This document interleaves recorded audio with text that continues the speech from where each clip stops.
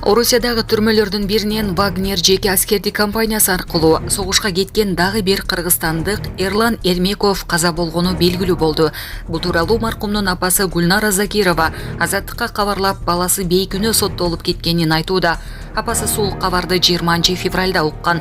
Мен бүгүн баламдын өлгөнүн уктум. Балам 6 февралда өлгөн экен, азыр огузуштум.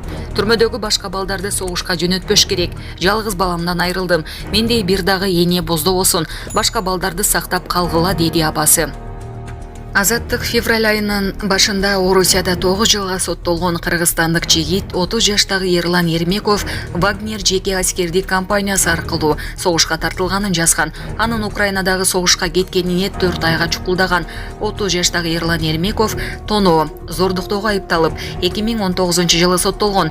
Эрлан соңку бир айда Украинадагы согуштан набыт болгон 4-чү кыргызстандык. 4 тең Орусиянын абактарында жаза мөөнөтүн өтөп жатышкан. Орус жарандыгын алышкан эмес.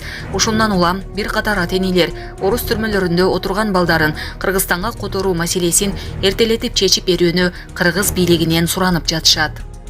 Украинада орус армиясы жаз айларында оор жоготууга учурагандан кийин Вагнер компаниясы абакта жаткандарды өз катарына кошуп, согушка жөнөтө баштаганы белгилүү болгон.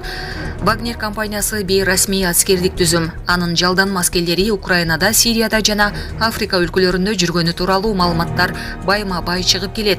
Вагнерчилер бир катар аскердик кылмыштарга айыпталган. 27 январда АКШ Вагнерди трансулуттук кылмыштуу уюмдардын тизмесине киргизип, Орусиядагы компаниянын өкүлдөрүнө жаңы санкция салды.